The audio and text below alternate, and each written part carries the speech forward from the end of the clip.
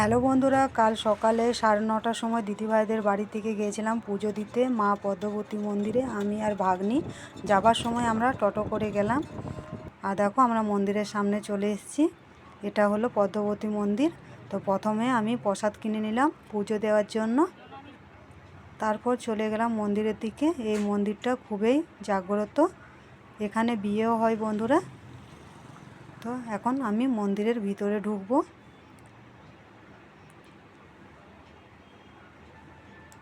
মন্দিরে পণ্ডিত মশাই আগে থেকেই বসে গেছেন পুজোতে।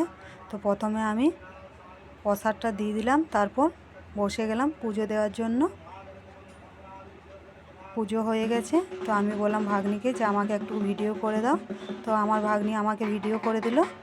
তো আসার সময় গাড়ি পুজো হচ্ছিলো, সেটা একটু তুলে ধরলাম। আর মন্দিরের কাছেই হাট বসেছিল, কিন্তু হাটে যেতাম যেহেতু আমার ভাগ্নি কলেজে যাবে, তাই যাওয়া হলো না। দিদিভাইদের বাড়ি থেকে মন্দির যেতে 15 মিনিট লাগে। আসার সময় আমরা পায়ে হেঁটেই চলে এলাম।